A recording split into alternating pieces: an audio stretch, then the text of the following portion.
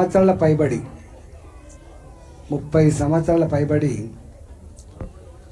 అలుపెరగకుండా ఇవాల్టి కూడా పిల్లలలో ఉండే సృజనాత్మకతని క్రియేటివిటీని బయటికి తీయాలనే సంకల్పం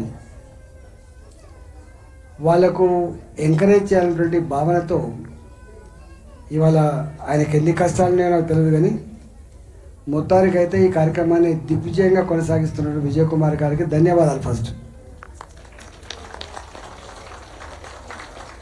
మరి విజయ్ కుమార్ గారికి తెలవాలి 30 ఏళ్ల క్రితం విద్యార్థుల పార్టిసిపేషన్ ఎట్లా ఉండింది, ఇవాళ విద్యార్థుల పార్టిసిపేషన్ ఎట్లా ఉంది అని. ఆ కాలం అంటేనేమో కేవలం టీవీలు మాత్రమే ఉండే, ఈ కాలం అంతా సెల్ ఫోన్ల కాలం. మీరు పేరెంట్స్ ఏడవంగానే పిల్లలకు కూడా సెల్ ఫోన్లు ఇచ్చే పరిస్థితి వచ్చింది. సెల్ ఫోన్ చేతిలో ఉంటే అమ్మతో మాట్లాడు, ఆయన నాన్నతో మాట్లాడు, చక్కగా పోయి తలుపేసుకుంటాడు, సెల్ ఫోన్తో ఆడుకుంటాడు. మనకేమో వెనకట తెలకపల్లి రవి గారు నానమ్మలు తాతయ్యలు ఇళ్ళల్లో ఉంటే పిల్లలకు కొన్ని మర్యాదలు నేర్పేది. నాన్నతో ఇట్లుండాలి, అమ్మతో ఇట్లుండాలి, తాతయ్యతో ఇట్లుండాలి అనే భావన ఉండింది. కానీ ఇప్పుడేమో ఆ పెద్ద మనిషి ఇళ్ళల్లో లేరు. ఇంకా గమ్మతైన విషయం ఏంటంటే ఇద్దరు కనుక ఉద్యోగులు ఉంటే లేదా రెక్కాడితేనే డొక్క నిండే వాళ్ళు ఉంటే జరుగుతూ ఉంటుంది.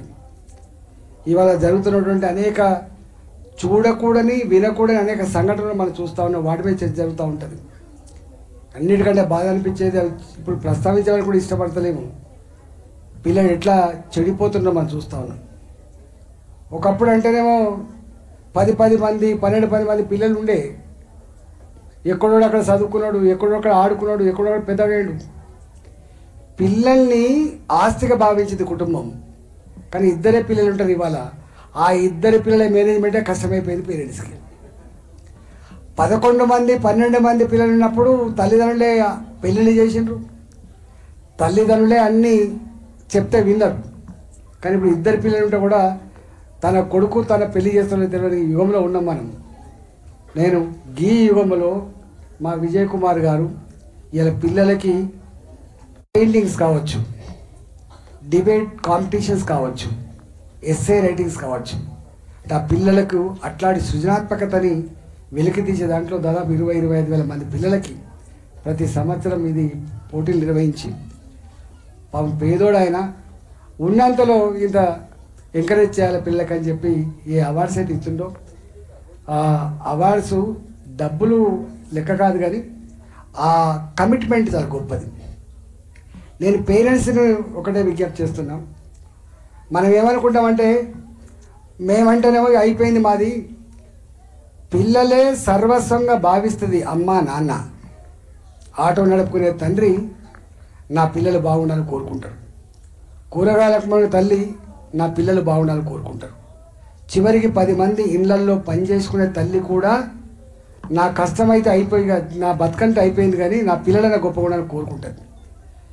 ఆ పిల్లలు గొప్పగా ఎదిగితే చూసి మురవాలని చెప్పి పేరెంట్స్ అనుకుంటారు.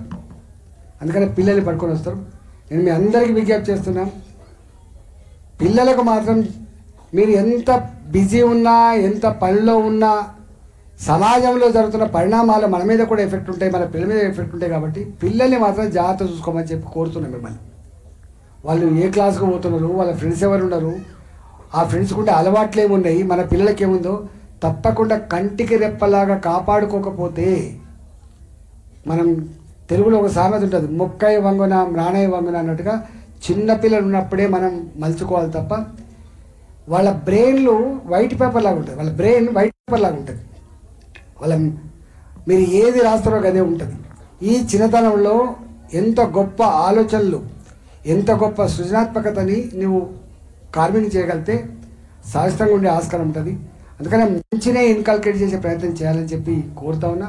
పేరెంట్స్ మళ్ళీ చెప్తున్నా, ఇవాళ మీకు ఎంతైనా బిజీ ఉండదు కానీ సర్వస్వం పిల్లలే అనుకున్నప్పుడు ఆ పిల్లలు గొప్పగా ఉంటేనే మన జీవితం ధన్యమైంది. కాబట్టి లేకపోతే ఎంత పనిష్మెంట్ ఉందో మనం చూస్తున్నాం. కాబట్టి పిల్లల్ని మాత్రం ఇవాళ గొప్పగా చూసుకునేదానికి టైం ఇచ్చి వాళ్ళు మంచిగా ఎదిగేటట్టుగా చేసుకొని మంచి గొప్ప పౌరులుగా ఎదిగేటట్టు చేసుకొని చేయాలని చెప్పి పేరెంట్స్ కూడా నేను విజ్ఞప్తి చేస్తూ, ఎందుకంటే మనకు ఎంత క్లాస్ రూమ్ పోయినా ఎంత టీచర్లప్పటికీ కూడా ఎక్కువ ఇంపాక్ట్ మనదే ఉంటుంది కాబట్టి ఆ కమిట్మెంట్ ఆ బాధ్యత నిర్వహించాలని చెప్పి కోరుకుంటూ ఇవాళ అవార్డ్స్ పొందుతున్న పిల్లలు